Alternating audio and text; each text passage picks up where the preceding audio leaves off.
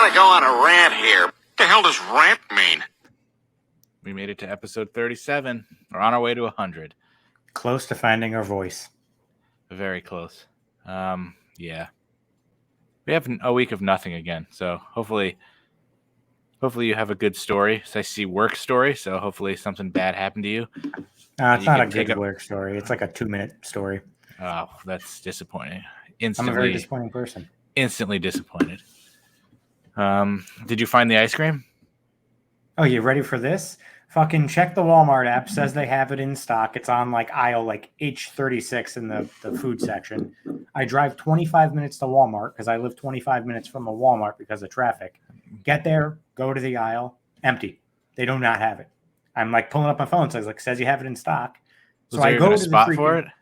Yeah, there's a spot for it. It's empty. Like they're out of it, which whatever. So, I've gone, 25 minutes out of my way to the buck-tooth capital of the world in fucking Walmart. So I go get Gap-Tooth Willie over here. I'm like, hey, worker, it says that you have this in stock. It's not out here. They're like, plug something into the computer or whatever. They type in like, yeah, we don't have it in stock. Why does your fucking Walmart app say you do? I don't know. It doesn't update. The fuck do you mean it doesn't update? You fucked me with the popcorn when I tried to get the Cinnamon Toast popcorn. You told me they had it and they didn't. Like, what the fuck? Why have the app telling you if things are in stock or not in stock? And then, like, what's the point? You're 0 for 2. What's the point? That's disappointing. They didn't have it anywhere else around you? Nope. Yeah, that shit's going to be gross anyway. I feel like it's going to not probably be good, but it can't be, like, completely repulsive. I mean, I don't like mustard, so there's no chance I was going to ever try that. That's true. But I can't imagine you created something that just tastes like straight mustard. I found this. Foxen Park. I've never even heard of this. I'm guessing this is orange soda. It's a bunch of glass bottles of soda in Stop and Shop. So I grabbed caffeine-free, natural-flavored orange soda, the twist top. So I'll try that after you let us know whatever the fuck person died last week. Come on, he had a great name. This isn't a gimmick. I literally never remember who it is. He had a great name. Memory. Basil Brown, baby. Basil Brown. Remember there was 2 Basil Browns. That I remember now, but I don't remember who this guy was or what happened. Oh, this was a fucking moron who at the age of 48 in 1974, he was the health food advocate who died from liver damage when he had the vitamin A or whatever. The vitamin A. So researching this jack fuck. So the coroner's inquest found that the 48-year-old health food enthusiast died from carrot juice addiction. Wow. So he was a quote-unquote scientist. Yeah, sure. Gonna say you probably weren't, buddy. So in addition to the gallon of carrot juice he was drinking a day, he was also taking... A gallon of carrot juice a day for 10 days, which is how he consumed the 10 gallons of carrot juice. He was also taking tablets of vitamin A. I think he just shoved carrots up his ass too. He probably should have. Probably would have been healthier at this point. So because of all the tablets he was taking and the 10 gallons of vitamin A that he drank, he got cirrhosis of the liver. They said it was indistinguishable from having alcohol poisoning. Who knew? Of how badly damaged his liver was. But also, he was, he turned orange. Yellow. I was going to say I picked the perfect drink. So it said that he had a vibrant yellow skin with his cirrhosis of the liver. Oh, yeah, you're screwed. They said it was mustardy complexion. So I wish I had the ice cream. So he had a mustardy complexion. Because he had carotenemia, which is a condition that can result from the intake of too much beta carotene in one's food. Sir, do you have any Grey Poupon? I am the Grey Poupon. So on top of that, I actually looked up the other Basil Brown, the archaeologist. Yeah, that's the one who shows up right away. So he died 3 years later, which, by the way, Basil Brown, both of them were from England. Seems like an English name. But I'm guessing it probably wasn't pronounced Basil. It's like the dude from... Basil? It was probably Basil. It was probably Basil, the dude from Austin Powers. I think that's just how he fucking weirdly said that. It's got to be Basil. Because there's an actor, I think he's from Jamaica, called Basil Wallace. He was in one of those fucking Seagal movies. Played Screwface. So the archaeologist Basil Brown, he was an English archaeologist and an astronomer. He was Wow. self-taught for all of this, by the way. Archaeology and astronomy. Okay. He dropped out of school at the age of 12. I should have done that. Self-taught, but not only that. So he discovered, being self-taught, and excavated a 7th century Anglo-Saxon ship burial at Sutton Hoo in 1939, which has come to be called one of the most important archaeological discoveries of all time. What the fuck? And he was just a quote-unquote amateur archaeologist. Fucking guy self-teaching himself how to do something that I wouldn't even know how to do. Self-taught. He probably had a huge crush on his teacher. Oh, definitely. The left hand. Can you tell me what Kevin Nash's new strain of weed is called? What his product is called? He has a line of weed. Take a guess. I knew what it was instantly. You can get this. If you just think about Kevin Nash, the first thing that probably comes to your mind. Am I thinking about him being Shredder in Teenage Mutant Ninja Turtles? That's the first thing that comes to your mind. You're an idiot. Because I would hope not. Consider we were wrestling. Probably. I'm gonna go with something about the Outsiders. No, close. Jackknife. Oh. I was reading the article. I was like, if this isn't called Jackknife, he's an idiot. And then I scrolled down. It's like Jackknife something. So he's in the cannabis business. You should try it out. I kind of appreciate that. Get some for Alex. He'll fucking test it on whatever the fuck his podcast is called. Joint custody. So do you have any chips to try? I don't. I have the last flavor of the candy pop. Yeah, try those. I'm gonna pop this. M&M minis. I'm guessing these are going to probably be the most basic ones. It's going to be a fucking piece of popcorn with an M&M on it. Smells like orange soda. I want to go around. How many people do you think these days know who loves orange soda? Oh God, anybody under the age of 30 probably doesn't. I want to do those TikToks. Like, what's Jenny's phone number? And even people like, when did you graduate high school? 1984. What's Jenny's number? Who the fuck's Jenny? Fuck out of here. How do you not know? 8675309. It's like shit like that. Like, how do you not know that? All right, so I'm already saying this popcorn's not going to be good. There's like a piece of M&M embedded in the popcorn, but it's just like in chocolate. It can't be any different than like the Snickers one. It doesn't have the peanut butter. It's chocolate. It's chocolate popcorn. Not bad. What is so cool about drinking out of a glass bottle?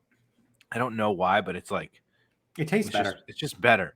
It's like drinking water out of a plastic bottle also makes it taste better. And I don't know why. But this is like a little less sweet than like all the caffeinated and fucking bullshit stuff. Natural flavor, so it's actually pretty good. Is it taste more like a Sunkist? It's like a lower intensity Sunkist. Exactly what it is. Not quality. Just like you don't get that like sweet orange flavor. You get it like a hint of it. This was like $1 or something, so this wasn't that bad. I used to love orange soda. That was always my go-to soda. So good. You know what kind of Kate loves cream soda. I'm gonna go.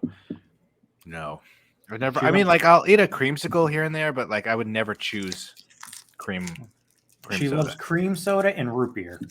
No, nope, no, thank you. Root beer and Dr. Pepper are like I don't understand why. Oh, root beer is completely different than Dr. Pepper, though. But it's two sodas that are popular that I don't understand why. I hate Dr. Pepper. I think is nauseating. Root beer I can drink. It's not really that enjoyable. Dr. Pepper's fucking gross. Like if you had to choose, root beer is going to be way down on your list of sodas that you're going to have. Yeah, 100%. I don't understand the fascination that people have with Dr. Pepper. Nothing about it tastes good to me. I don't know how to just even describe it. I haven't had that in years, but like it's just not good. I would describe it as fucking terrible.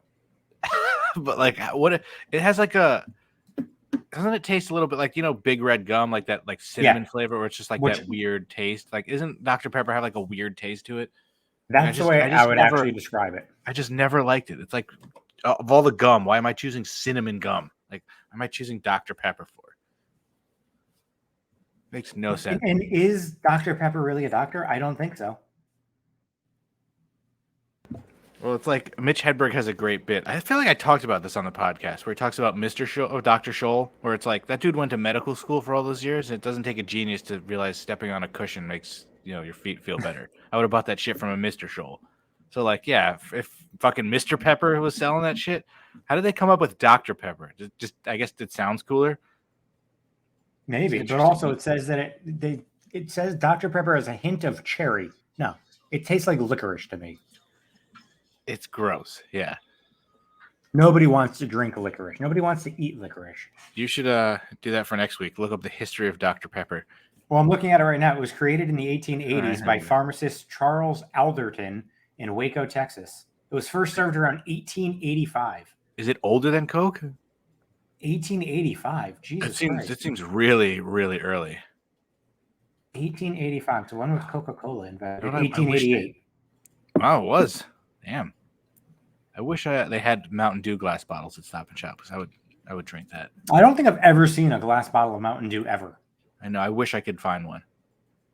Like you'll see like a Pepsi or a Coke, root beer things. I don't think I've ever seen Mountain Dew in a glass bottle. Like I've never since 1922. Foxen Park. Literally never heard this. Always in good taste, but it says always. Oh, always in good taste. I guess that's their slogan. Always. Oh, 2 words, always. Yeah. Oh, wow. Faxon Park Beverage Incorporated from East Haven, Connecticut. You think we would have heard of it then? No, yeah. Well, I got the banner right for that one at least. So do you want to talk about your upsetness about Choco Tacos being discontinued? I haven't had a Choco Taco in so long, but it's like when you discontinue something from your childhood, it's like, what the fuck are you doing? How is that less popular than a fucking basic ass Klondike bar? Yeah, did you see the reason why they discontinued it? No, I know. I didn't look into it. I'm guessing sales aren't that high. Yeah, they said that the reason why they called it a necessary but unfortunate part of the process. Just make less of them. Because over the last 2 years, the unprecedented spike in demand across their portfolio for other products made them decide. Well, now I don't even know what other things do they have other than a fucking Klondike bar. That's true too. Now you know that they're gonna sell a lot now. Maybe this was a marketing stunt, and they're gonna be like, we're not gonna discontinue it now because I kind of want to go find a Choco Taco right now. I remember. Did they have those in your school? I'm pretty sure I tried those for the first time in middle school. I don't think I ever had a Choco Taco. But did they have them? Did they have ice cream for sale? So I'm pretty sure that's where I tried. That's where I tried Nestle Flips for the first time in 6th grade, and I was like, "This is the greatest candy ever." Did you know that Choco Taco Bell sold them for a while? What? Yeah. With ground beef in it? Not with ground beef, but it says earlier. It also says earlier this year for Klondike's 100-year anniversary, Taco Bell partnered with the company to bring. Wow. To bring Choco Tacos back to 20 Taco Bell locations for a limited time. How do you just pick 20? Like, there's got to be thousands of Taco Bells, right? And you just bring them back. Yeah, how do you choose? Just fucking throw it at a map. Also, did you see that the co-founder of Reddit offered to buy the rights to the Choco Taco to keep it from melting away from future generations' childhoods? Did they say yes? They haven't responded. Well, what would be the point of saying, "Hey, we're not going to make this anymore"? I guess if they planned on bringing it back as like a limited release. Yeah, which I mean, I guess if you don't want to sell the intellectual property for it or the stuff, you could bring it back in 5 years as a. Or you could just make it fucking taco and just call it a fucking something else. Like I'm sure there's not a market where you can't be like, we can't make a chocolate fucking ice cream taco. Just call it something else. Peanut butter quesadilla. I mean, fucking give me a peanut butter Choco Taco. We should fucking do one of those things. You know those like rows of food, you have to pick one. It's like from the ice cream truck. Let me see if I can find one. I know the when I used to, when I was a kid and we'd go to the ice cream truck like after a baseball game, I would always get the WWF ice cream bar. 100%. I wish I could go back and get those again. Always. I mean, CM Punk they never were did. actually really good too. It was just like that. I don't know how to describe it. It was like that It was almost like cookie a layer. cake, like It was like that cookie like. cake layer with just vanilla ice cream. Super simple, but that Yep. combination was just like perfect. Plus, you get to stare at like fucking Texas Tornado or whatever the fuck was on it. I was a douche. I would always get Hulk Hogan. All right, here we go. Let me see if I can. Oh, for fuck's sake, why are these images always fucking? All right, let's try and share this screen. Hopefully, my porn tab doesn't come up. I hope it does. I just want to see those penises. Tight anal sluts 5, the guy version. Is that? Yeah. Which one of these are you picking? If these are your choices, I loved number 6. Just like there's nothing better than an ice cream sandwich with the fucking cookies as the sides. I'd probably go 5. There's so many good choices, and then they always had like the Ninja Turtle bar or like some character like that, but I never went for that. Or like the Rocket Pops. It was always something with chocolate or a cookie. You know, I will say I liked 5. I like 13 because I like strawberry. A better one. Yeah, I actually Mikey turned me on to those years ago. He loves the strawberry shortcake ones. Shout out to Mikey, who actually seems like he listens to the podcast. 10 very classic. Yes, of course. Fuck 7 and 8 though. Really? Like it's ice. Well, I don't think I've ever seen them, but this doesn't have like where's the one with like the Rocket Pops and shit. Give me like a real. I don't think I've ever had a Rocket Pop. What are you just not going to change? Oh, that's why I have the wrong tab. Oops. Fook. I got to change tabs. Go away. Stop sharing the screen. Come on, you fucker. This is called killing time. Here we go. Loading. That's the problem. It only opens like on the side. Is it still not loading? Yeah, you can't see that. I'm just at the image fucking page. It's it doesn't reopen the fucking image when I click like open. Like that's a new complete tab, which is super annoying. I'm not gonna fucking pick my tab every single time. Yeah, so that's annoying. But basically, it was like the ice cream bars. I wonder when those got discontinued. What, the WF ice cream bar? Yeah, because they still were selling like the ones from the '90s, like with Hogan and shit on them, like Warrior and Savage on them, like throughout the mid '90s. I wonder when they actually stopped making them, which I'm assuming you're looking up. 100% looking that up. Fucking goddamn. Well, I tried to get this screen to share, but I wonder if I can do it where they were discontinued in 2009. That seems way too recent. Like I would have said like 1999. Yeah, I would have thought like early 2000s. That's crazy. And they came back in 2018. But they're those little squares. I got those. I think they had Becky Lynch on them, Roman, Cena, and one other person. Yep. I forget who the fourth one was. I have no recollection of Lex Luger being on one of those ice cream bars. Do they have a list of who was on them? I'm looking at an old Instagram post from Totally Awesome 80s where it actually shows one with Lex Luger. They probably did those in like the late 90s where it's like once those guys left, but I guess they still had the property to them. Like WWE ice cream bars. Here we go. Let's see. Who's on this? Open image and new tab, you fuck. Coco Beware, Animal, Bobby Heenan, Andre, Honky Tonk, $1 Million Man. Just says Dragon, which is Ricky Steamboat. So this has got to be, this is like WrestleMania 3-ish era. Strike Force, Hillbilly. I love it. Just says Hillbilly. Hulkster, Elizabeth, and Macho Man.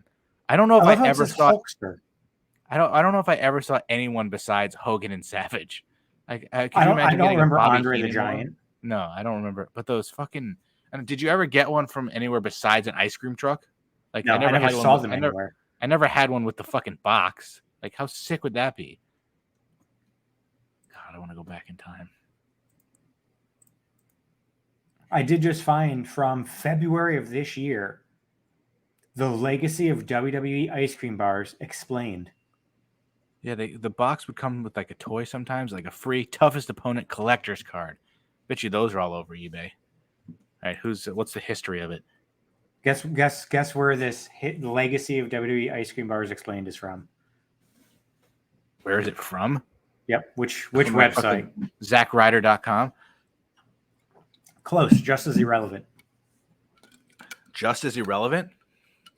Fuck, Really good for lists. Oh, fucking Sportster? Sportster. Of course. Written by Noah Leatherland. Ooh, I don't like that name at all. Let's see. It's nostalgia for the 80s and 90s has taken a hold of culture as a whole, and for wrestling fans, that's no different. Memories of the 80s and 90s have materialized in recent years in a number of ways, some good and some bad. What started life as a fairly throwaway piece of merchandise has since taken on a life of its own and grown a cult following. No piece of wrestling merchandise has ever quite had a following like WWE's ice cream bars. Let's see, get to the point.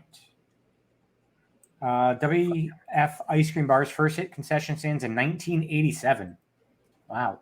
I think that's when this picture is from, because that's like Steamboat wasn't there for that much longer. A partnership with the Gold Bond Ice Cream Company based out of Green Bay, Wisconsin. Oh, like Mr. Kennedy. Together. From Green Bay. Yep. Together, the two would produce the first series of WF ice cream bars, which would end up as the most iconic range the deal had ever put out. The premise is fairly simple: a loving, helpful of vanilla ice cream sandwiched between a layer of solid chocolate and a cookie. It sounded like you said a loving helpful. Actually, that's what the article says. A loving helpful. A loving helpful? Loving helpful. You sure it doesn't say these articles? heapful? It's supposed to say heapful, but it actually says helpful. That's also a really stupid way to say that. A heapful is like, I get an image of just like a fucking scoop in a bowl, not a fucking ice cream bar on a stick. It literally says they don't proofread. A loving helpful. Interesting. I just took a snap of it to send you to show you that I did not misread that. Is that like the loving spoonful? Sandwich between a layer of solid chocolate and a cookie, which had designs of the company's biggest superstars printed on top, all together on a stick. Oh yeah, I always forget that there's actually a layer of chocolate in there. Me too. Because I just tasted the whatever the cookie graham, whatever the fuck that shit is. I have no recollection of the chocolate. What did they describe it as? Loving, helpful of vanilla ice cream, sandwiched between a layer of solid chocolate and a cookie. Cookie, yeah. Whatever that cookie is, it's just like, it's the best.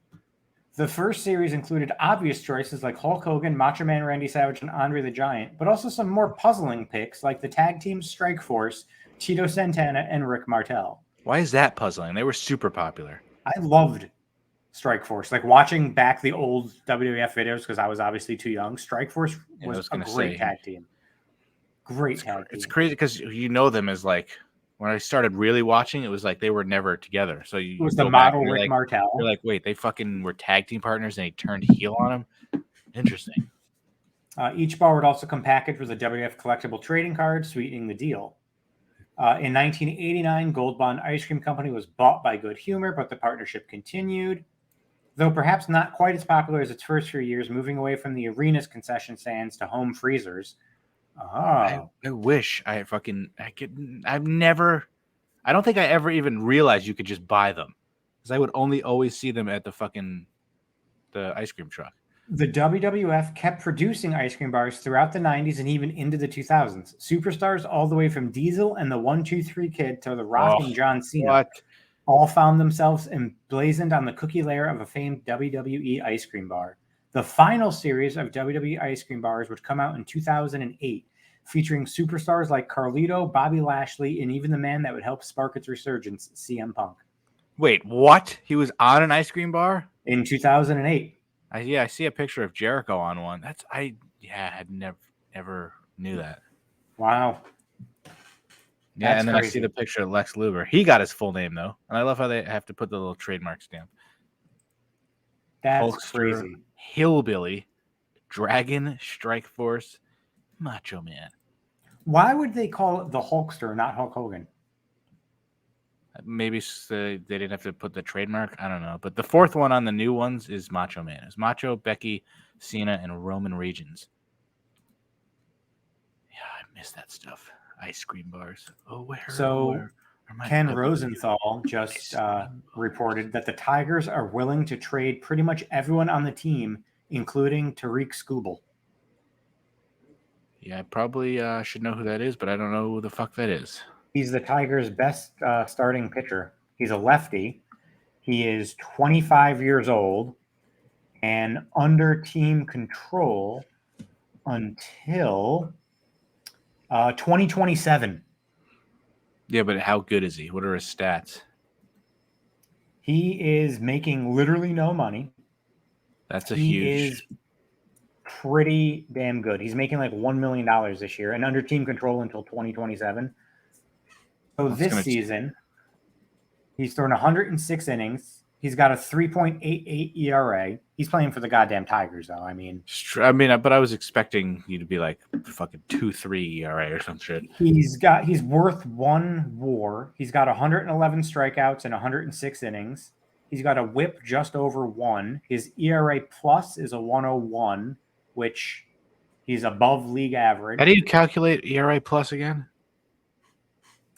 I don't remember. I think it takes things like factoring like anything that you control yourself. So not like balls hit and play that your fielders fuck up. It's like strike, walk out, home run.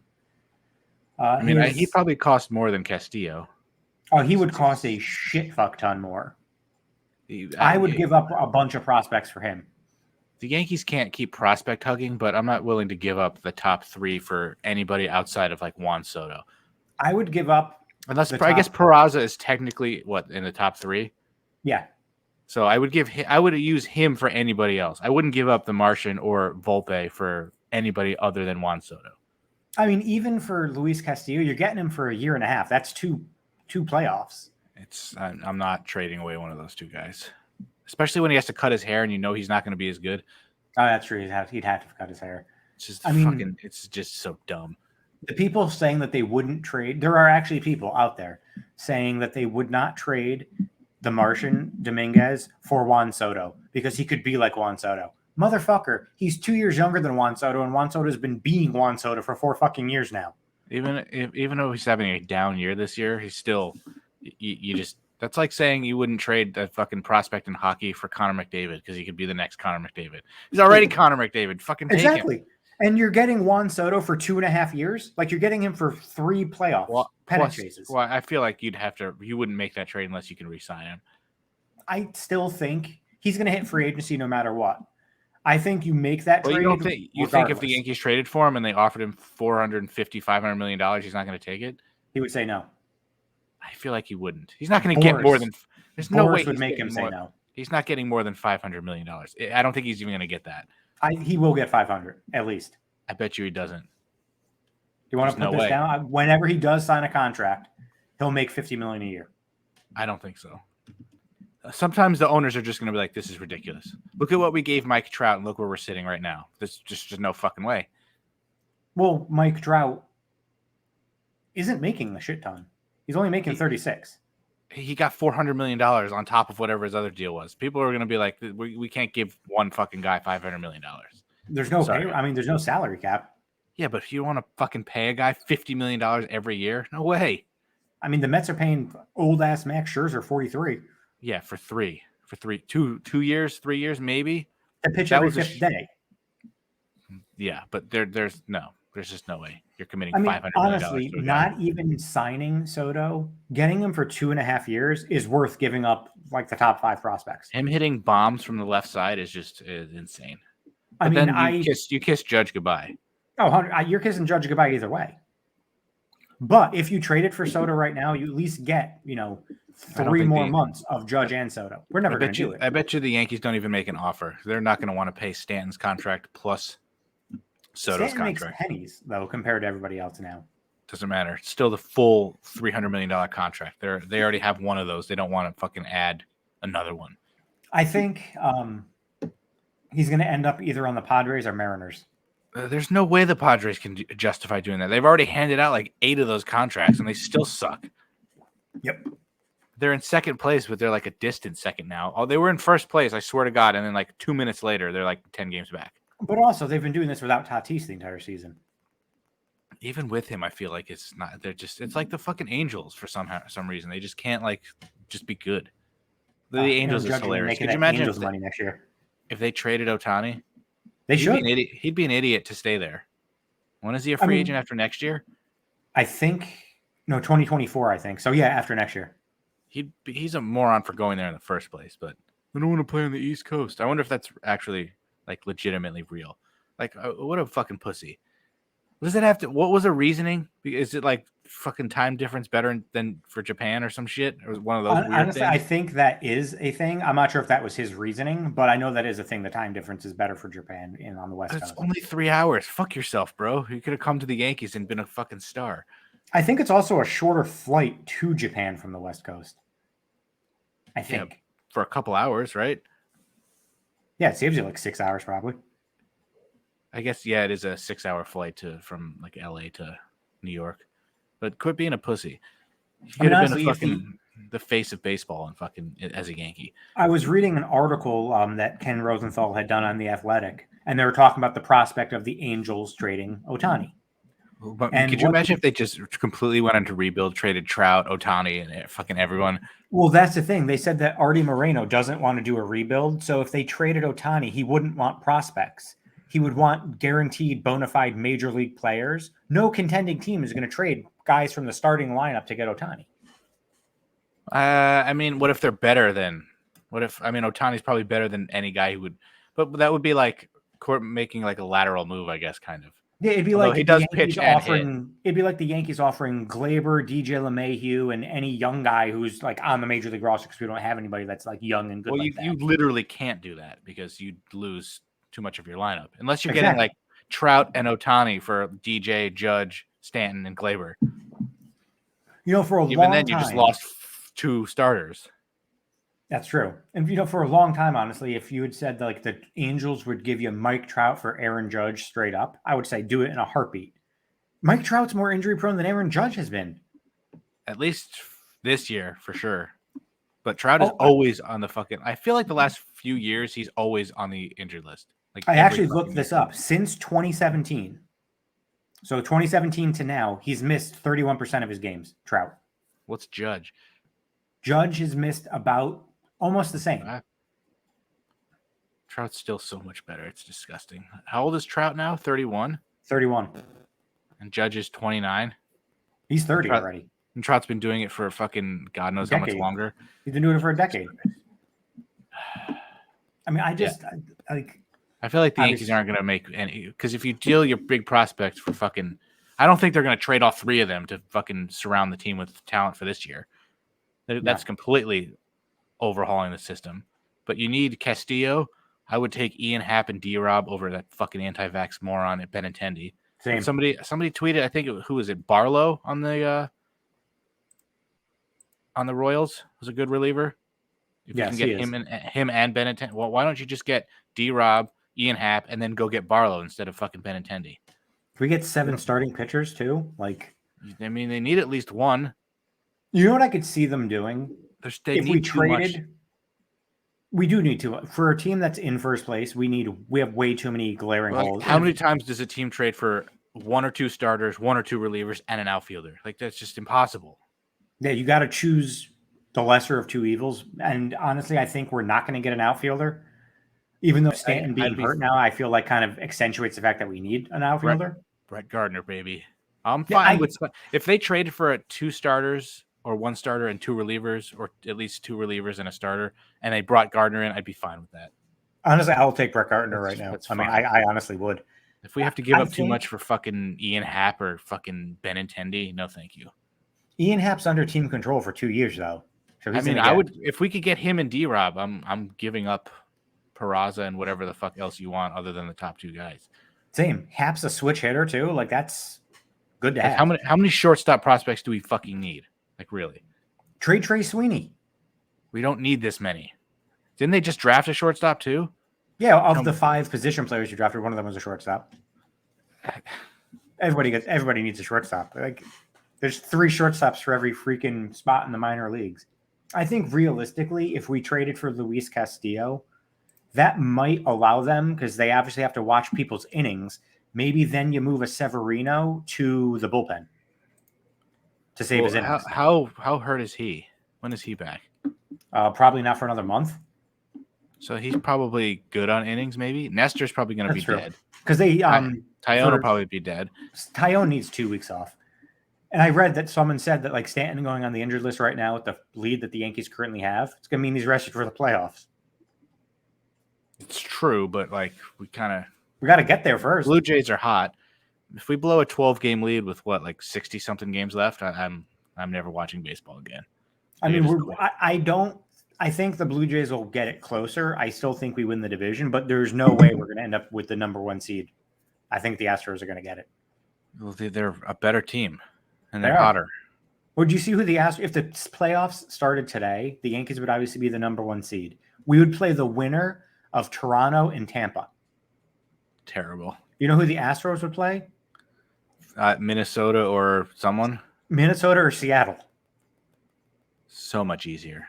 Like right now, on paper, I would rather be the 2 seed. But if Seattle gets a Juan Soto, fuck off. I want no part of that. There's no way. Can we go to can we have that thing where we get to pick who we play again? Wasn't that on the table? Like now we could pick. Astros. We want the best. I don't think that's possible, but I don't want to play fucking Toronto. Tampa, they don't scare me as much because they're fucking like decimated with injuries, but they'd probably still beat us. I think the Astros are going to get Wilson Contreras, they said too. So update the catching position. Fuck them. All right, let's start with Wilson Contreras. It's 2 L's. Wow, he spells it with 2 L's. I already hate that guy. Ooh, I got a 3 for us. He bats righty, throws righty, and he's 30. It's a 30-year-old non-catcher, probably in the American League. Let's go Aaron Judge. He's 30. Imagine how easy that would be. Oh my God, we got everything correct. He's an American League right-hander from America who's 30 and plays center field. I love how they have Judge as a center fielder. I know he plays there a lot. You know who I'm thinking, right? Well, are you thinking NL? Since NL Central wasn't highlighted at all, this is probably the AL West or the AL Central. Yes, AL West or Central. 30-year-old center fucking fielder. Is it? Well, Mike Trout's not 30. I think he's turning 31, so I think he is. Really? You think it might be Trout? I think it's Trout. That's crazy. They're both the same age, and he's been doing it for longer. Oh, that's amazing. That's amazing. Wow. All right, that was pretty fucking easy. Do we go to the football one now? Make it more difficult for ourselves? Well, let's play the hard. Well, did we get the last time we played the hard version? Where the fuck? I don't think last time we did, but the time before that we did. All right, I'm gonna pick somebody at random. Ryan Tannehill. Oh, all right, cool. That's all I got. All right, so let's guess younger than 33. So it could be in the AFC. I always guess running back first. Let's try younger than 33. Try Melvin Gordon. No, is that Melvin Gordon, the running back? Yeah, but I feel like he's probably around that age, right? No, he's probably younger. He just looks. He's got to be younger than 33, no? AFC West running back who's younger than 29, shorter than 6'1", and his number is lower than 25. What's Eckler's number? I have no idea, but I think he's got to be shorter than that. That's right. He's definitely shorter, right? Oh, so he's 6 feet tall. Fucking so close, goddammit. He's younger than 27. It's an AFC West running back. Is it Clyde? Try Clyde. Oh, I'll go. You said it yours first. Josh Jacobs. He's age 24. He's taller than 5'10". Clyde seems like he's under 6 feet, but let's go with Clyde. God damn it. It's on. Of course, it's a fucking other Kansas City running back. He's old. He's 24 years old. Clyde is only 5'7". Jesus Christ. Wow. I did not. I would have never thought he was that short. Who else is didn't they just sign somebody? I was looking at this the other day. Literally the other day I was looking at who? Ronald Jones. Oh, that's right. No, there's no way he's 24. No, who's their third string running back? I don't think they got rid of Darrell Williams. I don't want to do Ronald Jones because there's no chance he's 24 years old. He's got to be like 30 at this point, right? But I don't know anybody else on the Chiefs. Ronald Jones is like 28 or 29, isn't he? He has to be. All right, we'll just do it for shits. How? How is he? How is he 20 24? What the fuck? No. No. I was absolutely positive that he was fucking close to 30. No, He I was on the- know 100%. He was he on was the on the Bucks for Bucks like for 5 years. years. What the fuck is that Hold on, shit? I'm looking this up right now. Ronald Jones II. How long has he been in the league? Watch him been in the league for like 3 years. He's been in the league since fucking 2018. That's insane. Who's He the was Bucks drafted- backup now? He was drafted in the second round by the Bucks. So he wasn't even 21 yet when he got drafted by the Bucks. He was still 20 because his birthday is in August. So he turns 25 next month. That's insane. Can you tell me the Bucks depth chart at running back? Right now, Yeah. I don't even think I could tell you who the fucking starting running. Leonard Fournette, Yes. right? Yeah. I've never even heard of the second and third stringers. You've heard of the fourth stringer. He's been around for like 40 years. Let's see what we got here. I think he was still on the Bucks last year. Rashad White, who spells Rashad R-A-C-H. Never heard of you. He's got to be a rookie, right? You were supposed to guess, you fuck. I could have never guessed. Giovanni Bernard is on the Bucks now? He's been on the Bucks. When the hell that happened? He was on the Bucks last year at least. Really? Yeah, he was like their pass catching. He had 8 attempts for 58 yards. Wow. But receiving, he had 29 targets and 23 catches. Wow. So the kind of stuff you know when you're like desperate for a fantasy running back. All right, who's a mediocre NFL defensive player? DeMarcus Lawrence. Think he's mediocre? He's old now. NFC East highlighted and age 30 highlighted. Over the age of 30. Yeah. So let's go AFC East. I guess I don't know if it's technically a defensive player, but It could be an offensive player. who's somebody old in the AFC East? Somebody old in the AFC East. It's got to be somebody on the Patriots then, right? How old is Devin Singletary? Can't be over 30. Oh, he can't be over 30. Who's some old ass fuck on the? Yeah, Well, Malcolm Butler. He's on the Patriots. Nothing.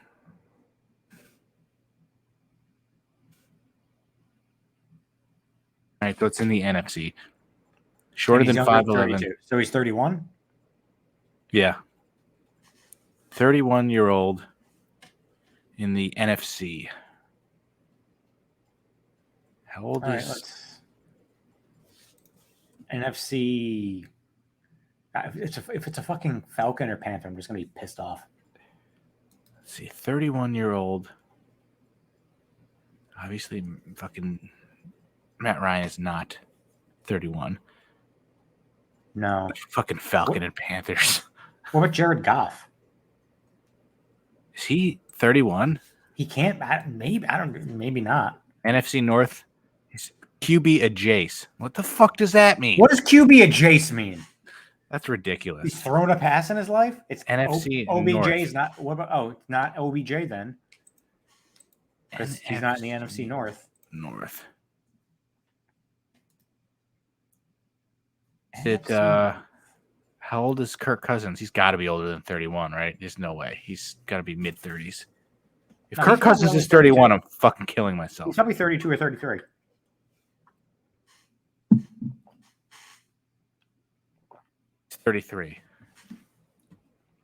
Okay. So it's not Detroit and it's not Minnesota. Aaron Rodgers definitely too old. What is QB a Jace, though? I don't understand what that is. He's thrown a pass in his career. So it could be So- a running back or a wide receiver that's thrown a pass or a tight end. How old is Aaron Jones? He's not that old. He's like 26. What? I can't think of another position who's fucking would be adjacent to a quarterback. What about trying to think on the Bears? Any defensive player? What defensive player is a quarterback of Jace? It's got to be an offensive player. I don't know. It's got to be an offensive player. Maybe it was a guy a cornerback who intercepted the ball and then like lateraled it through a pass. I'm trying to think of people on the Bears. Other than David Montgomery and Darnell Mooney, I couldn't name you another player that's not a quarterback that could be Cole old. Kmet still on there? He is. Is he 31? There's no way he's that old. Yeah, fucking A. So it's got to be a Packer then. Oh, just because we couldn't name any more Bears, you think they're eliminated? Let me put how do you spell his name? KM. He's got to be like 25. It's gonna be way off, but okay. So it's the fucking. So it's the Packers.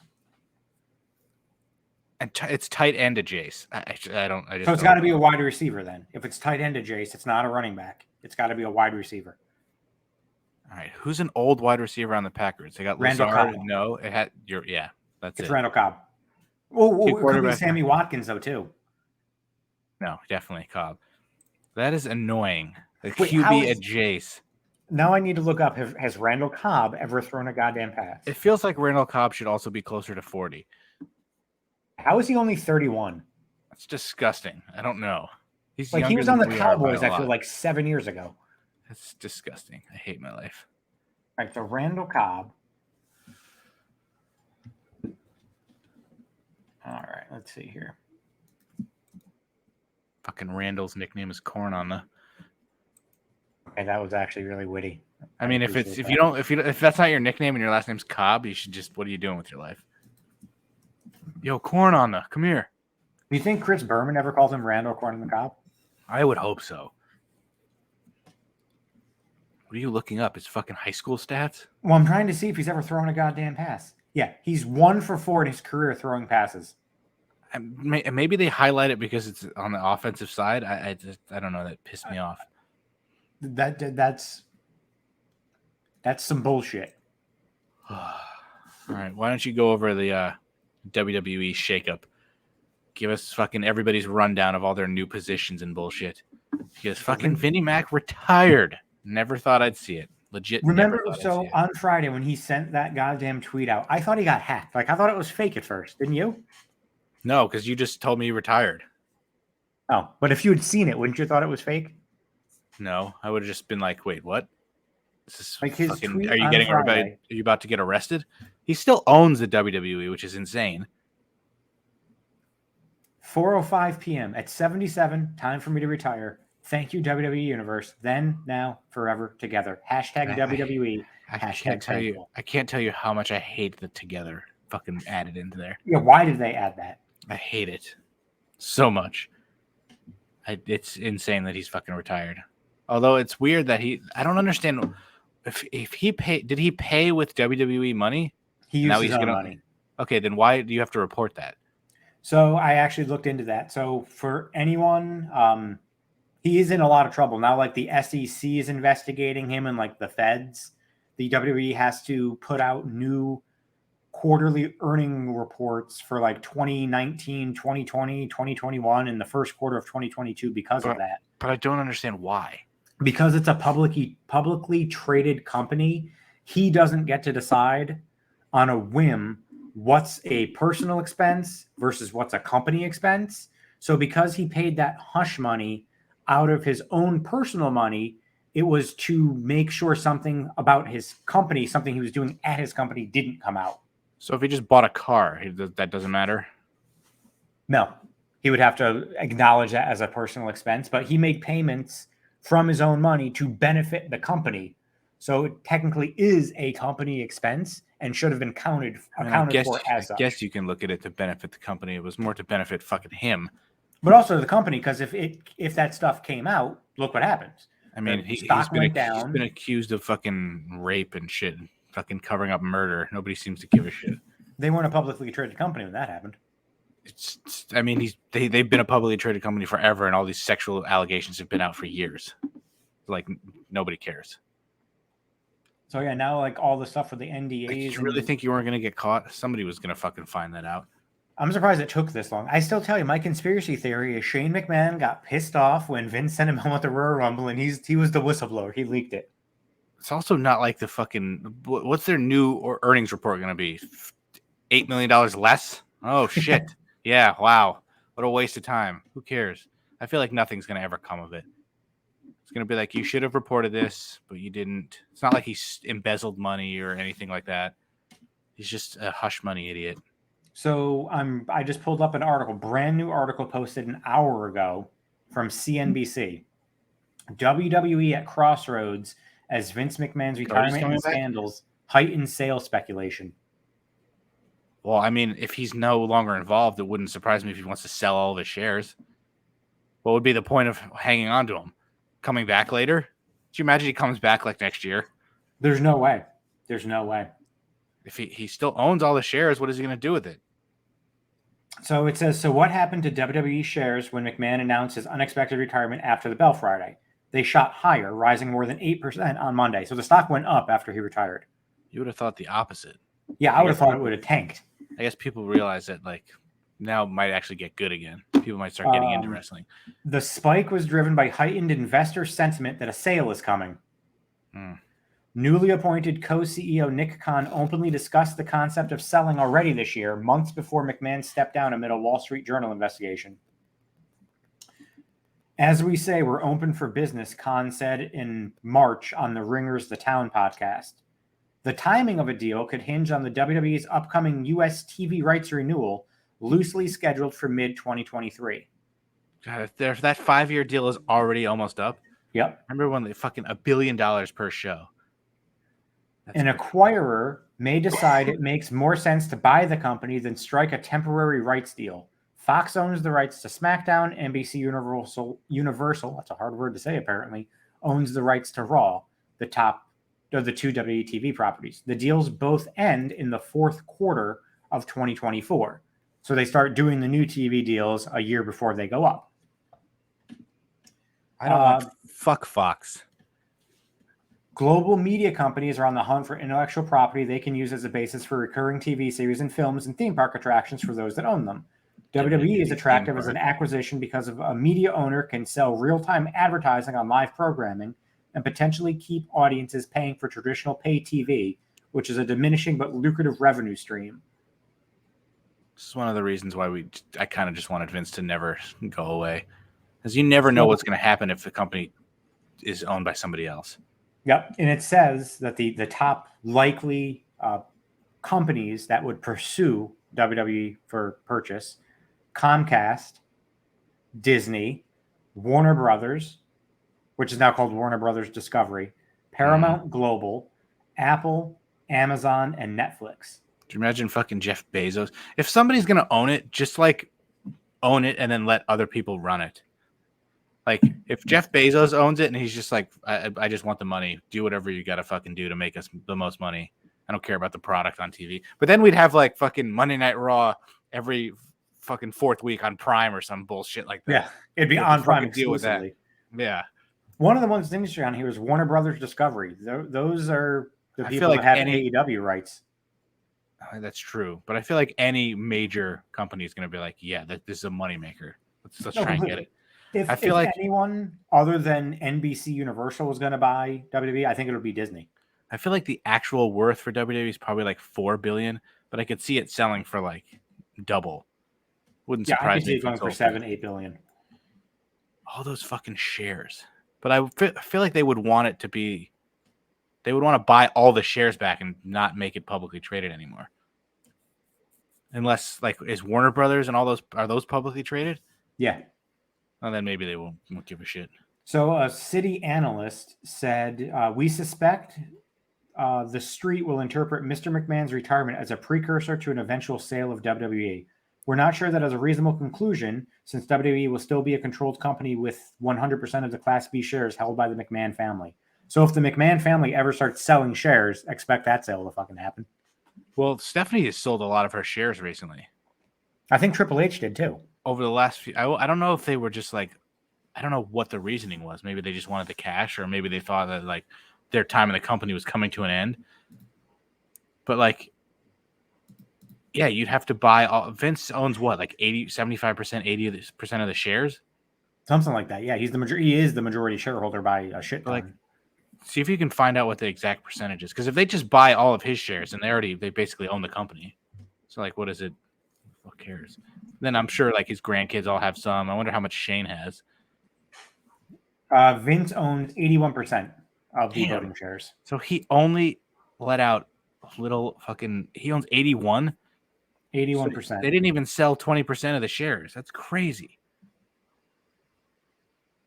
That's so fucking. I wonder does it say what it's worth? I guess it depends on what the stock market is that day, but that's got to be at least 4 or 5 billion. That's crazy. It has to be. We should pool our resources and see if we can make an offer. So now looking up like how much is WWE worth? Oh, the stock went down now about 3% today. They said that WWE is worth about just under 5 billion. So it could easily, if you get into a bidding war, that could go 8, 7, 8, 9, 10. Oh, that was as of 2020. Now, as of 2022, they're saying WWE is worth approximately 5.71 billion. Oh yeah, that's going closer to 10 if there's a bidding war. Oh yeah. Completely. Yeah, Tony Khan could totally buy AEW. You fucking kid, or WWE. People who think that are so fucking dumb. First of all, he's not worth anywhere close to even a couple $100 million. Like, what's his net worth? Does it say, or is he just linked to his dad? Well, Shad Khan's net worth is only like 7 billion. Excuse me. If that, yeah. Let's see. Tony Khan's net worth. Oh, it's 7.4. I love how it does link him in with his dad. It says his net worth is estimated 7 billion. No, that's his dad, bitch. Yeah, get the fuck out of here. It's saying that he currently has an estimated net worth of 1 billion, which he probably got as a birthday present from his dad. Yeah, that feels too high. But then, okay, so they pool their resources and say that at best they have 8 billion. You're going to spend their entire net worth on a wrestling company? Fuck out of here. No chance. Literally none. Literally zero. That's hilarious. Mark Cuban is only worth 4.7 billion. I say only, but like, I kind of hope that like Warner Brothers buys it and then just nobody wants AEW. That would be hilarious if they bought WWE and it kicked AEW off. I only want AEW to fail because Tony's such a fucking loser. If they had just a fucking like Billy Corgan running the fucking show or somebody who wasn't such a giant douche, I wouldn't like. Whoever buys it tries to fucking run them out of business. Now it's going to be interesting to see who wants to go back there, because now WWE is like a legit option for other people, especially the ones who have left and might want to go back. Like I could have seen fucking Moxley going back anyway, but now it depends on the money. Well, I think even people who had been released, that had a good relationship with Triple H, who now, next thing that happened was they announced that Triple H is now the head of WWE Creative. That was one of the announcements yesterday that came out. Like Adam Cole could fucking actually, be a fucking star on the main roster now that Johnny Gargano, like all these people that could have and should have been. I wonder how many people are in AEW and they're going, fuck, if I just fucking held on and stayed there. Because I don't care. Oh, yeah, Adam Cole's only wrestling in front of 100 people in NXT. Fine. He's nothing like he was in NXT. He is built as just some fucking random guy. But they'll say he's having fun, he's with his friends. But he was NXT, and now he's just like a guy who couldn't win a fucking feud. The whole he's getting pops and all that stuff, they're not popping for him. They're popping to be able to go baby. He's still great, but it's just like he's just so much less important than he was in NXT. Do you think Keith Lee is thinking like, man, if I'd stuck with that Bearcat gimmick for 6 months, I'd be dropping that and I'd be Keith Lee again? I mean, it's just hilarious to me that people think Keith Lee and Swerve are a big deal. It's just like a mediocre random tag team. Like, it's fucking nothing. They're bootleg Crime Time. It's like Keith Lee is not doing anything cool. It's Game Changer. That's what pisses me off. Everyone that goes there's a Game Changer. The hipster in me is just like everybody makes seem to be like it's the best thing ever, and it's just so overrated. Everybody's like a goddamn game changer. I feel like that meme, old man yelling at cloud. Like any person that goes to AEW is supposed to be like amazing and great. Like when Ember Moon, now known as Athena, went there, it was supposed to be amazing. She's feuding on fucking Rampage with like Jade Cargill, who's not going to lose to her. Well, you're going to have Jade Cargill lose her first fucking match to Athena? Fuck off. People really thought fucking Swerve was going to be a fucking game changer? Yeah. I like Swerve a lot, but are you fucking kidding me? People losing their shit about Toni Storm. She's playing second fiddle to the fucking world champion, women's world champion, who's never on TV as it is. I know it's going to end up being that she's going to turn on Thunder Rosa, and that's going to end up being the program. She's also making more money selling feet pics, probably. 100%. I mean, I do think it's interesting that they named Stephanie and Nick Khan co-CEO. That makes sense. I'm so glad it's not just Stephanie. I think it's smart to do that because he's definitely more on the. He's already in power basically anyway. Exactly, and I think having him be like the business side of things and letting her do the other aspects of what the CEO does, but have him focus on whatever that is, but have him focus on like the investors and things like that. Something that he's more accustomed to doing. Frankly, he was more qualified to do that than Vince was. Already fucking. And Triple H being head of creative. Nick Khan's fucking plan is already like it's like what a year ago or something. He's already got Vince McMahon out. He probably leaked that shit. Can you blame him? I'm happy he did. And honestly, I know it was the first effing day with Triple H in charge of creative. Raw actually felt different yesterday. It didn't feel any different to me. I mean, the way it started was different. It started with like a cold open of The Miz and Logan Paul beating the shit out of each other. That storyline just sucks in itself, but it was a different way to open. It made no sense. What the fuck? Why do you have them out there doing shit before? But fucking, I feel like Nick Khan is the reason that there were so many releases. So I feel like Triple H isn't going to have his way with just let me bring back all these fucking NXT guys and shit. Yeah, I don't think he's going to have. I don't think much is going to be different. But I feel like storylines will get better. Nick Khan probably doesn't care about creative, but he's like, we're not going to hire. Although he does like wrestling. I wonder why he got rid of all those people. Maybe it was because Vince wanted that done and he was just doing what he was told, or he just has the same philosophy. Because I could see, like, they're not going to bring back fucking Killer Cross and all these fucking people. Like, no way. Plus, they're all signed anyway. I could see a couple of them coming back. I could see a couple coming back. But Nick Khan's going to be like, why are we spending more money on these fucking people? We just got rid of them. I feel like Sasha's going to come back if she wasn't released. I think she was released, which is going to be hilarious. But there's never been any official report. You would have heard somebody been like, yeah, it happened. It was just like, we think she went to somebody who gave her a release, but there's no confirmation. But how would she be able to do the convention or whatever that she did or is doing? Because if you have a good lawyer, you can always get out of that shit. Like, I think Del Rio got out of it because you're an independent contractor, but you can't do anything else. Like, if you have the money, you can get out of it.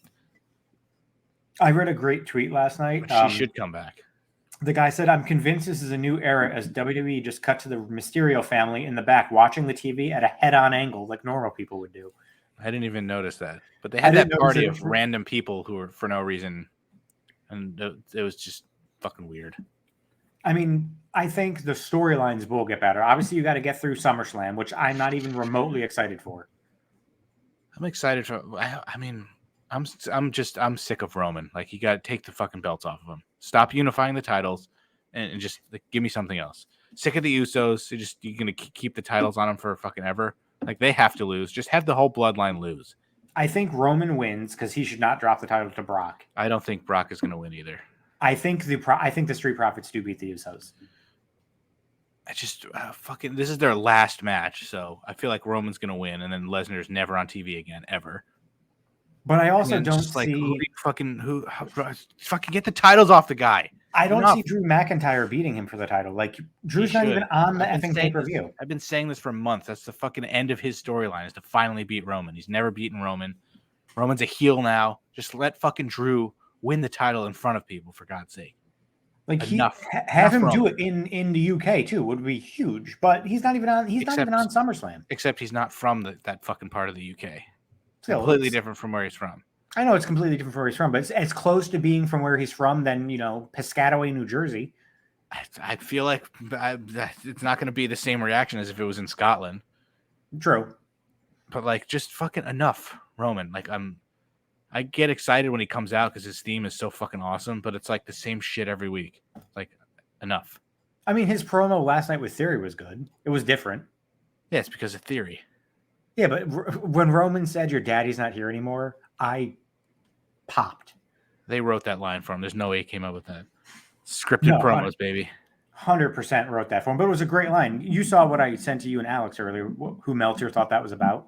I don't understand how you could be that dumb. It's so obvious who it was about. The guy who just fucking quit, you moron. Oh, what an The idiot. fact that he thought it was really about Johnny Gargano because they were in a goddamn. Your father's not together. here anymore. He hasn't been in the company in like 6 months. What are you talking about? What a moron. Yeah, I wonder if Theory's probably pissed. He's like, oh, fuck, there goes my meal ticket. But I feel like they're still going to push him. He's too young and too good to not. He still looks like a fucking fiend mask, though. It's fucking scary. His face bothers me. You know, I honestly think that the future with, like, you know, the Braun Breakers, the Theories, they're actually going to get a chance now, whereas Vince would get tired of them, except Theory. Like, if they brought Braun Breaker up to the main roster in a week, Vince would have gotten tired of him after 2 weeks and repackaged him completely. I would say yes if it was maybe anybody else, but he's too fucking good. You'd hope. He'd probably be one of the guys that could break through because he's jacked. But, like, Adam Cole would have never had a chance. No, none. Gargano maybe Bobby Fish, but nobody else. Only Bobby Fish. I don't even know. Are they? They're both hurt, aren't they? I think Fish is finally back now, wrestling on like Dark and Elevation and stuff. Oh God, I can't imagine going to an AEW show and sitting through Dark and Elevation. I would literally get there late and miss that on purpose for 16 hours or whatever it is. Like even good wrestling, like I don't like sitting through shows that are that long. That's why I can never go to a WrestleMania that's like 7 hours. You'd make it. Like, at least those are like, it's WrestleMania. You can imagine sitting at a fucking like June taping of Elevation or Dark. Like, that's awful. Or like Dynamite, when they're taping shit before, you have Dynamite, and they're taping Rampage after. Just to get to the fucking main show. At least you're not, that's like sitting through 10 hours of pre-show just to get to the fucking main card. It's like, no. Not worth it. So the SummerSlam card. Let's quickly go through the SummerSlam card here. They just added another match this morning. I hope Becky fucking wins. We have... If she loses, what the fuck's the point? Bianca versus Becky Lynch for the Raw Women's title. But I feel like Bianca still wins. But then I don't know if Becky goes from there. I think Bianca still wins. And then when the hell's the draft? Becky's got to go to SmackDown. Well, then Seth has to go to SmackDown. I'd be okay with that. Have Seth beat Roman. I feel that's been done already. Give fucking somebody the rub. Give it to Drew, goddammit. Let him finish his fucking story arc. What if Theory cashes in and wins the title? That's probably more likely than Brock winning. What if Theory cashed in and pinned Brock? That's what I was gonna say, is because I don't think Brock's gonna be champion, but I feel like you have the big beast beat Lesnar or beat Roman, and then you have Theory cash in so he doesn't beat Roman. Because I wouldn't want my guy who just had the Universal title for 700 days to lose via cash in. Have Brock beat him, and then fucking Theory somehow cashes in. Have the fucking Usos and Roman beat the shit out of him, and then Theory cashes in, and then Roman can go after Theory. Like, because I could honestly see, because it's a last man standing match, so it's not like Theory is going to cash in mid-match or something. Because how would that work? It's a last man standing match. I guess technically, if he decided to cash in, would that make it a triple? There's no way he can. Would it make it a triple threat match, regular match? Like, that doesn't make any sense. So I feel like if he is, Could you imagine if he cashed in mid-match, won the match, and then they restarted as a last man standing match? Like, I wonder how that would work. But so he'll probably cash in after it, or just let him hang on to it for a year and wait. But I don't see Lesnar win. I don't see Lesnar being champion the following day. Or I don't. It shouldn't be on Raw. Especially since him being the champion, or him being in this match was I don't want to say a last minute decision, but it wasn't the original plans. A lot of things had to go sideways. I thought the original plan was that, and then when he left, people were like, "Oh, Goldberg." No, because originally all these people getting hurt was supposed to be Orton, and then Orton got hurt. Were they really going to do that though? Yeah, the original plan was Riddle at Money in the Bank, Orton at SummerSlam. I feel like that was not concrete. I would have loved that the way Orton was going. That would have been good. But that's even though they've already fought like 1,000 times, still feels like, for some reason, it still feels like it's big. Even though I'm kind of sick of seeing them fight. At least it's a different type of match. But I feel like Roman's gonna win because somebody's gonna help him. I think everybody's fucking debut. Solo Sikoa, he'll fucking come up for no reason. I would love that. I wouldn't hate it. I don't need the bloodline to expand unless Roman's not going to be on TV anymore. But I'm done with him.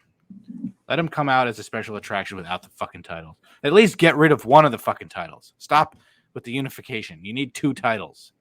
And if you're gonna have one champion, have him at least be on both goddamn shows, not show up once a month. That too. That's what I'm saying. Get the fucking titles off of him. But if you want to give him the universal title, like it's been 700 fucking days for God's sake. No, it'll be $6.99 on Saturday And I feel like he's defended it like 8 times against Brock Lesnar and Goldberg. And then Kevin Owens a couple times, if that. Riddle once. After that, he actually had a title match against Sammy. Yeah, remember it lasted like 13 seconds. I don't count that doesn't count. But like legit title defenses, I don't. Owens, Kofi, Goldberg, I don't Woods. Know. It's just fucking. It's not good. So we assume Roman's gonna win. Let's see. We got. I could see it either way, depending on who wants to actually show up to work. I feel like Roman is most logical. Theory, and then Lesnar being champion on Raw. Another match we have: Liv Morgan versus Ronda Rousey. Yeah, I like Liv. I'm happy for her. Just couldn't be less interested. Do you actually see her winning though, Liv? I mean, that would be like fucking Nikki, who got fucking cashed in and then just lost it right away. But they're actually going to do something with Liv, so have something happen. If you really need Ronda to not lose clean, then fucking, I don't know, have her fucking foot be on the rope or some bullshit. Charlotte comes back, makes Ronda lose. I would rather fucking Ronda just tap her out in 30 seconds than fucking see Charlotte. It's so nice without that bitch. What else we got? We got in a no DQ match, the Mysterios versus Judgment Day. I mean, is Dom going to finally turn heel, or can we just get rid of this angle? Like, either just do it or fucking move on. I feel like with the no DQ stipulation, maybe that's when we see Edge. He'll probably show up for no reason and then fucking interfere in the match, cause them to lose. Judgment Day loses all the time anyway, so what's the fucking point? It's ridiculous. Why? Like, they've ruined that stable. Fucking Balor gets pinned on his birthday. I love when he was yelling, and I think they were beating the shit out of him. He goes, "It's my birthday," and he just starts kicking him. For the U.S. title, we got Lashley versus Theory. That should be a good match. Lashley's going to win, obviously. Have Theory win and just be fucking double champ again, like fucking Rollins. We got Riddle versus Seth Rollins. That's probably going to be match of the night. Awesome. That's going to be match. Riddle needs to win, though. Seth's lost a lot recently, though. I know. I feel like Seth loses like every feud, but I feel like Riddle needs it. Riddle also gets pinned all the time. Why did you have him get pinned last night? Just so Seth can attack him? I think so. Seth can attack him after, but also you want the Profits to look strong. They don't want to take the pin. Angelo Dawkins never looks strong. Just let him get fucking pinned. That's the only reason, because you know Riddle's going to lose, but the Profits are going to win. Yeah. But fucking people lose all the time before the pay-per-view. Who cares? Don't have Riddle take the fucking pin. We got the tag title match, the Usos versus the Street Profits, with fucking Jeff Jarrett as the special guest referee. Did they explain the logic behind that? I know he cut a promo saying why, but like, what? How did that even happen? Because it's in Nashville, I guess. I don't know. That's probably the reason. That's the only dumb thing about that match. He's gonna be slow and fucking slow that match down, but that's gonna be great. Better than Jerry Lawler or something, another jackass from Tennessee. He's more from. If it was in Memphis, yeah, it would be him. That match will be amazing. I think the Street Profits win. They should. They have to at this point.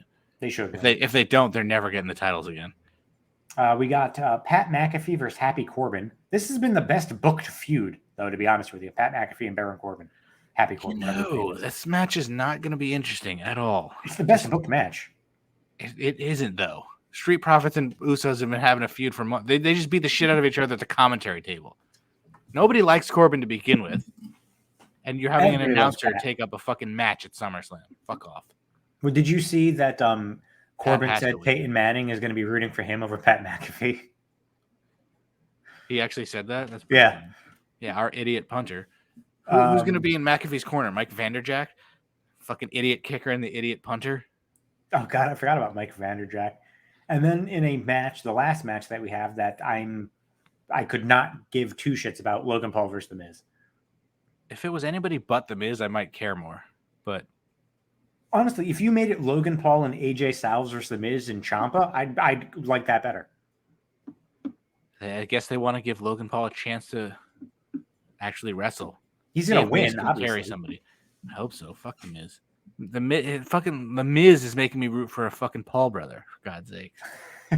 Well, the crowd wants nothing to. The crowd has no like for Logan Paul. Last night they were chanting one more time when the Miz gave him a skull crushing finale. Kind of bullshit, because I appreciate a guy who's at least shows something like he's passionate about the fucking wrestling. Like, give me Bad Bunny though. I want him back. I miss that guy. But he's actually talented, so he has shit going on. That's true. I mean, at least Logan Paul's athletic. Logan Paul's got a bunch of random shit, but he's not not Bad Bunny level. That's true. That is true. I need to buy that. Can you actually buy that fucking My Balls Are Massive shirt? Because I really want to buy that for somebody. Yes, you can. My balls are massive, and the back says it's a thing. What the fuck? And it's $28. If it wasn't that expensive, I'd fucking buy that. People are probably that's going to sell out probably. I do miss the "Hello, I'm Awesome" shirt. I had that back in the day, just because it was such a great shirt. Yeah, SummerSlam Saturday. Got to remember that. After work, I come home and I'm going to forget. I'm at a baby shower, an hour and 20 minutes away. Oh, why are you going to that? That sounds terrible. It's one of my friends, actually, not even one of Kate's. I wouldn't have even showed up. Call out sick if COVID. That's an excuse now. I tested positive. Sorry. Don't jinx me. Don't jinx me. I don't want that. You probably would, though, to get out of that. You're vaccine boosted. You'll be fine. You don't have to go out to a social gathering. Give me the vid. What's your work story before we didn't even do a bracket? Fuck. What's your work story, though? So I was talking to a coworker this morning, and she was like, I was watching this show yesterday. I've always heard about it. I've never really watched it, but I gave it a watch, and one of the people on it reminds me of you. Was it reminds me of me? Was it SmackDown? I wish. She was like, yeah, they have a sense of humor like yours, and you look just like them. I'm like, what show? She's like, Impractical Jokers. She said I look like Murr. She said I look like Murr. You wish you look like Murr. You're fucking ugly compared to Murr. You're hate fucking Murr. Like, say I look like fucking Joe Fatto. Like, come on. No, why Murr? Joe's legit like fucking ugly. Fuck that guy. Murr? That show. I'll be honest. I don't miss that guy at all. I love how he fucking quits to be like a better Family Guy, and he's on fucking more shit now than he was before. He's on tour like 5 days a week. I don't get it. And he's on fucking. I bought tickets to see Steve Byrne in Fairfield, but he's like they have a podcast together, and I'm like, you're making me hate Steve Byrne. Fucking stop. Like I just have an irrational hatred for Joe for quitting on his fucking best friends. There has to be a backstory of like they had a falling out or something. No, Q was just on the podcast. I got nothing then. I got nothing. He's just an idiot. He didn't want to fucking put in the work or something like that. He didn't want to go in he wanted to do other things. You're gonna fucking quit. And I'll be honest, the last 2 episodes I watched during the fucking some of the challenges, I was laughing harder than I did fucking when Joe was on the show. Like it's not bad that he's not there. They're still funny. When they're actually having actual like celebrities, how are people still getting duped? Like Jillian Bell put on a fucking wig. Okay. What's his face? Eric Andre just came out dressed as like a something at the end. It wasn't like he was there for the whole time. He was doing like a celebration or something during the scenes. And then Colin Jost was there, but they didn't do the punishment in front of people.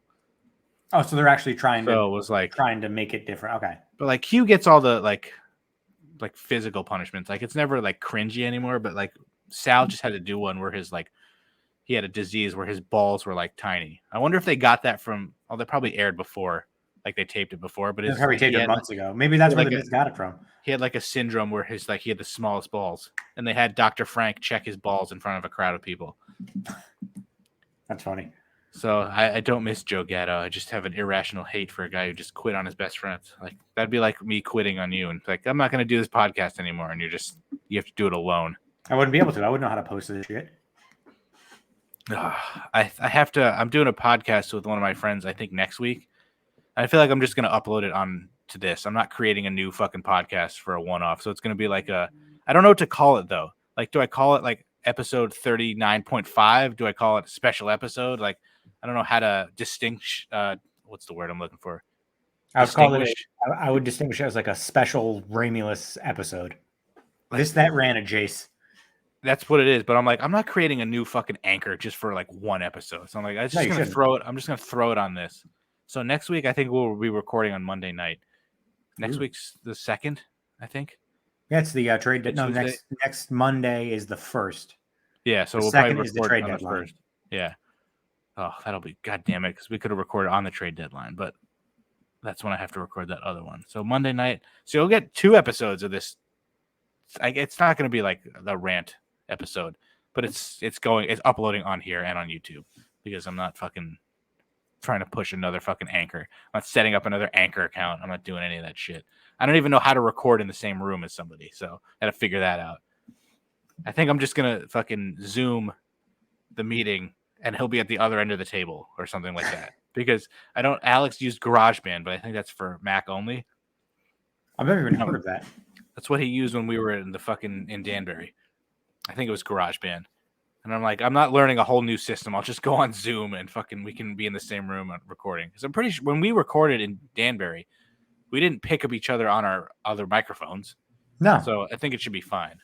But there's no, I can't figure out if you can plug in 2 microphones and have one Zoom call or something like that. I can't, there's just too much fucking going on. So I think you should be able to. It's such a pain in the ass. I'm like, I don't care at this point. I'll just sit across the room. We can Zoom each other. It's fine. I don't care at this point. As long as we can record it. And as long as the audio is fine. I don't even care about the video. And the only reason, because fucking once StreamYard can get its shit together and give me a pause button, which they're working on apparently. I don't know how that's not an instant feature. It's like if I'm shitting my pants right now, Rami has to carry the broadcast for 20 minutes while I clean up. It would take you 20 minutes? Depending on how bad the shit is, I got to clean the chair and my shorts. Fair enough. And then the fucking liquid that's dripping from me running to the bathroom. I'll just throw the chair away. At this point, I probably would. I got this chair for free on Amazon because they sent it with a crack. Like one of the pieces of plastic. I think this is it. Somewhere. Yeah, they sent me a chair and they were just like, keep it. That's convenient. Free chair. Exactly. All right, so that's we don't need to do a bracket. We're already almost an hour and a half, so let's we change the banner first. There it is. Oh, not even doing an unusual death. I thought we might skip it this time. What is this, amateur hour? Fucking officially put it to rest. No? Keep doing it? I hate you. I'm going to pick a year then. The anticipation is Have we done any from this year yet? Because there is one from 5 days ago. We did not do one from 5 days ago, but we did do one from this year. What was her name? Gene Langham? It was in March. Oh, yeah. Well, all right. Let's do this new one that just happened. His name is, Khalil, K-L-I-L, Kimi, K-I-M-H-I. July 21st, 2022. Don't be racist. A 32-year-old man died after he was sucked to his death when a sinkhole opened under a swimming pool he was in at a house party in Israel. Excuse me? A sinkhole opened up under a swimming pool that he was in at a house party. That's horrifying. That sucks. That is terrible. Was he the only one in the pool? What the fuck? I mean, he's the only one on the list, so maybe he was just fucking swimming by himself. I look forward to looking into this, and it was 5 days ago? Wow. I wonder if it was like an above-ground pool, and the sinkhole, that seems most logical, or if it was like an in-ground pool, and that's a really deep fucking sinkhole. Yeah, that's going to be... I was hoping maybe he got sucked off to death when I read that first. That's the way to go. Death by blowjob? That's the way I want to go. There we go. On this day. Go for it, Edge. Wow. So, let's see. Things that happened on this day. So we have some birthdays, obviously. There's some pieces of shit that were born on this day, though. Not all of them are pieces of shit, but some pieces of shit were born on this day. It's not your birthday. Mick Jagger turned 79. How is he only 79? I feel like he should be 89 at least, and he should be dead, probably. Damn. He's on every drug on the face of the earth. All right, Sandra Bullock's birthday is today. How old do you think she is? You froze. Sandra Bullock, her birthday. Oh, she's over 50. She's like mid-50s, I think. 55? She's 58 today. That's absurd. She looks... You froze. And now connection is unstable. How about you fuck yourself, Wi-Fi? Sandra Bullock looks like she's probably 40, which is insane. It's amazing. Someone else, though, is 55 today. Jason Statham. He looks like he's 40 also. He does. Like He's he unbelievable. has not aged. They both have not aged. It's insane. I wish I was Jason Statham. Roderick Strong turns 39 today. He's a whiny little bitch now. I expect him to get future endeavored in the next few weeks, probably. I wouldn't even mind at this point. His character sucks. Yeah, just let him go to the Undisputed Elite, whatever the fuck they're called in AEW. Just go away. And now, lastly, two pieces of shit have the same birthday. Marty Scurll turns 34. Oh, I was like, fucking, I thought you were talking about the Farmer Bro guy. I was like, Martin Shkreli? Fucking, I haven't thought of Marty Scurll in fucking forever. Yeah, nobody wants to. Fuck that guy. And how old is Tessa, he? 37? 34. 34? And Tessa Blanchard turns 27. It's amazing she's only 27. Fucked her own career up. And hasn't wrestled in like 3 years. Bitch. Some deaths that we had today. Let's see. 1984, American serial killer Ed Gein, who was the inspiration for the film Psycho and the Texas Chainsaw Massacre, died of lung cancer at the age of 77. Good. In 2015, Bobby Christina Brown, the daughter of Whitney Houston and Bobby Brown, died while in a coma at the age of 22. I remember that. It doesn't feel like it was 2015, though. It feels like it was a lot longer than that. In 2016, remember Miss Cleo, the psychic? Oh my God, yeah. She died of colon cancer at the age of 53. How is she only 53? You think she saw it coming? If she should have. Yeah, I would hope so. How is she only 53? I swear to God, when I was watching those Miss Cleo commercials in like the 90s, I thought she was in her 50s. No, she was 12, actually. That's crazy. Seems like it. And then actually one that happened today. I know. Tony Dow. Oh, yeah, I just saw that one. I was like, Tony fucking Sirico already died. Then Paul Sorvino died yesterday. Yeah, Tony Dow from fucking... you know how I saw that? Fucking Willie Ames posted about it. Did he really? Yeah, apparently he knew him. So he played Wally Cleaver. On Leave It to Beaver, died at the age of 77. And yesterday, Beaver, as you just said... alive, though. Well, he's the youngest one, right? 3 fucking, Goodfellas characters have died recently? Yeah. Fucking Ray Liotta, fucking Paul Sorvino, and Tony Sirico. Maybe I should watch that movie for once, finally. You've still never seen it? No. I don't know where it... Let me see if I can... Because I know The Godfather is somehow not streaming anywhere.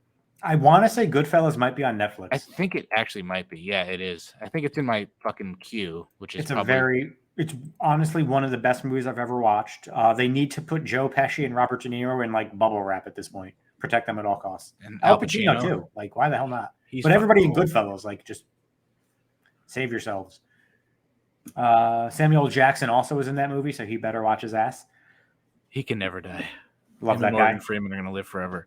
Let's see. On this day, so I have a couple wrestling related ones. Yeah, you better fucking have. Well, obviously, you already spoiled it. Sable showing the puppies. That was one of the best things of the Attitude Era ever. The fucking handprint fucking bra. Oh my God. So that happened in 1997. But wait, what? I thought it was 98. That was 98. Oh, 24 years ago. Sorry, so 1998. I was like, we were 12. 98. I work with somebody who was born in 1998, and I'm like, I work with somebody who was born in 04. He was the first baby in Fairfield County in 2004, and I'm like, you fucking bastard! Graduated high school 5 months later. The fuck? Enjoy it while it lasts. So he just graduated high school then. I think he's going into his sophomore year. Yeah, because he's only 18. In sophomore year of high school? No, college. Oh, I was like, what the hell do you mean sophomore year? He plays lacrosse for Southern. Nice. This day in 1986, Dusty Rhodes won the last of his 3 NWA World Championships when he beat Ric Flair in a steel cage match. How much you want to bet Ric Flair won it back in like 2 weeks? Flair won the belt back 2 weeks later. Really? Yeah.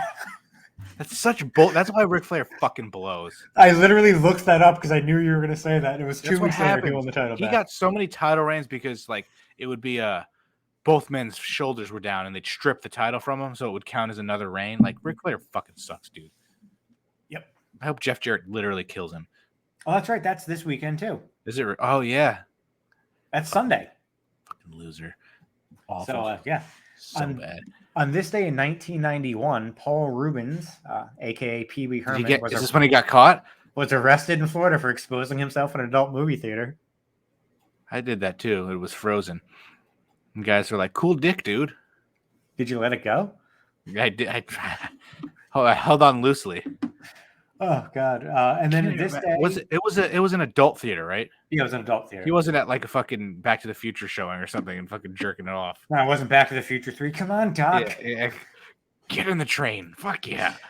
And I just then can't imagine doing that. That's just fucking weird. It's gross to me. I couldn't imagine going to one like that's like the seats would be sticky. No, thank you. Yeah. No, thank you. Nope. And lastly, on this day in 2012, at an NXT taping at Full Sail University in Winter Park, Florida, the tournament to crown the first ever NXT champion concluded. Oh, Seth Rollins defeated I don't remember who the fuck he beat. Jinder Mahal. Oh, that's right. It was somebody obscure like fucking Adam Rose or some shit. So even 10 years ago, they were hindering Jinder. Bastards. Well, that's it for this week. That went pretty well. We fucking WWE headlines. We went by fast too. We rarely talk about wrestling anymore. But yeah, that's it. We'll see you next week, Monday night, during the new Triple H era. It'll be after SummerSlam, so we'll probably record during Raw, I assume. Have to work. Yep. So hopefully have some trade deadline stuff happening too. Hopefully the Yankees get 58 new players. Hopefully Juan Soto's playing left field for us at that point. How much money do I get if Juan Soto's a Yankee by next week? $250. $250. If we trade for Juan Soto, $250. Worth it. Let's go. All right, I'll have one of my bosses text cash in and make sure he gets that shit done. And also remember, 5 more days. If Isaiah Kiner-Falefa hits a home run in the next 5 days, you're getting $100 because I said there's no way he's hitting a home run this month. Oh, you said this month? Yeah, this month. There's no way he's hitting one this year, for God's sake. Seriously, I'm actually kind of excited that he hasn't hit any. I don't want him hitting at this point. What's the most at bats? Look this up for next week. The most at bats without a home run. You got it. I'll look it up. It's got to be like, I'm sure somebody had, like, I remember Scott Podsednik. Remember that fucking guy? I think he had no home runs in 2005, and then he hit at least one in the World Series. It's got to be like 500 something at bats. Like somebody went like an entire 600 at bat season without hitting one. Somebody has. It's just insane. He couldn't even like run into one. Isaiah Kiner-Falefa. Okay, bye. Bye.